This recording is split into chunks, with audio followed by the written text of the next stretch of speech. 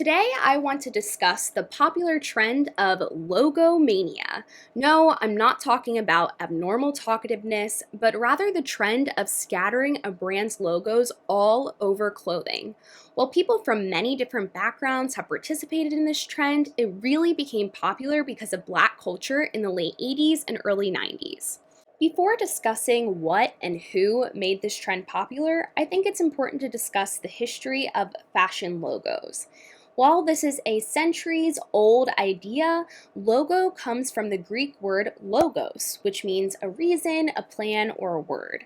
The original purpose of the fashion logo was to provide a visual of the company's beliefs and values, but as we will discuss, Logomania utilizes the logo for a different purpose. It all started with this guy. Harlem-based designer Daniel Day, aka Dapper Dan, is credited with really making this trend rise. In fact, Dapper Dan was known as the father of logomania. It all started when Dapper Dan screen printed a bunch of high-end logos like Gucci on leather for his streetwear designs. He called them knock-ups instead of knock-offs. Because Dapper Dan designed clothes for a lot of hip-hop culture counterstars, the trend really began to take off. Instead of the logo representing something about the company, it began to be used to show status or prestige of the wearer. With the economy booming in the 80s, it became trendy to show off one's wealth, allowing the trend to really take off. People loved to display their life of luxury if they could afford it. This is when we see logomania being the most popular. It continued to trend until the early 2000s and then became a lot less popular with the economic recession of 2007. As with many trends, it comes and goes and began to become popular again a decade later in 2017. It is unsure if this trend will be able to survive the pandemic that we're in now, and in my opinion, it probably won't because the trend seems to, at least in America, follow how healthy the economy is. However, I would bet it will come back in the future once America's economy has bounced back. One brand that is known for logomania, but rather controversial because some argue that they stole Dapper Dan's idea, is Gucci. This is because only recently did Gucci decide to collaborate and recognize Dapper Dan's efforts in popularizing the trend. Before logomania became popular, Gucci was still putting their logo on their products, but they weren't plastering it and scattering it all over like a pattern until it became popularized by Dapper Dan. Gucci was utilizing their logo for the same purpose Logomania is used today because they created it so it could afford the customer the opportunity to show off their wealth, simply by having the logo on a piece of clothing or accessory. It is important to note, however, that Dapper Dan originally started illegally copying brands' logos to produce this logomania look. When he was shut down by the police in 1989, big companies started using his ideas in their own production. So what is the impact on Black consciousness? Well, to understand its impact, I think we have to lay a foundation about what was going on in America in regards to Black people. There was a lot of firsts in the 1980s.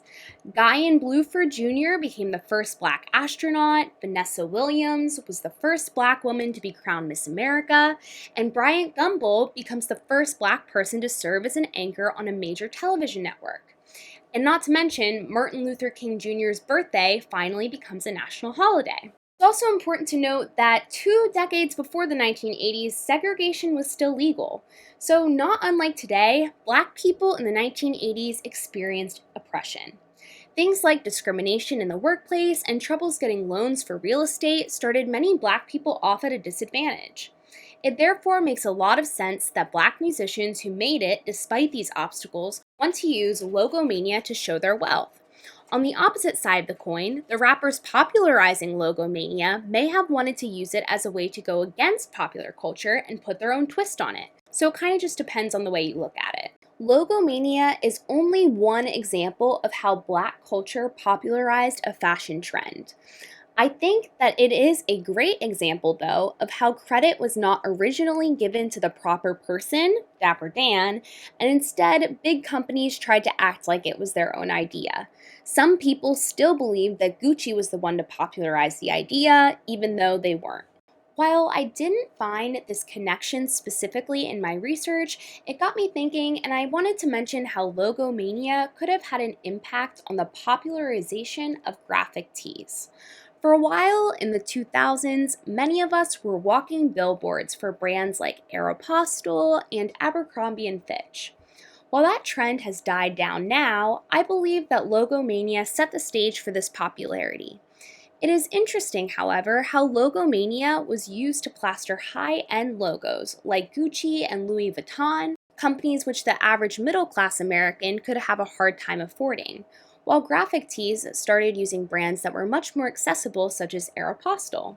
This idea of the logo representing something about the wearer, not just the company, has stuck, and I believe it is here to stay. I also see a connection between logomania and another fashion trend popularized by the Black community, sneaker culture. Many of the sneakers that became popular had huge logos on the side that everyone could see, and some even had logos plastered all over them, like logomania. While it's not true for all, I believe that many people who participated in the sneaker trend liked the message that it sent. They probably didn't realize it consciously, but often messages like the wearer supports basketball or is athletic could be relayed to others simply by wearing these popular sneakers. Therefore, it is so important to remember that all of these trends are interconnected. They're interconnected with one another as well as with society and what is happening at the time. It's impossible to look at one trend individually in its entirety without taking all of these factors into account. This is the same when looking at how a trend affects Black consciousness. You can't look at how only logomania itself impacted Black consciousness because it was affected by as well as affected other things in society to really leave an impact.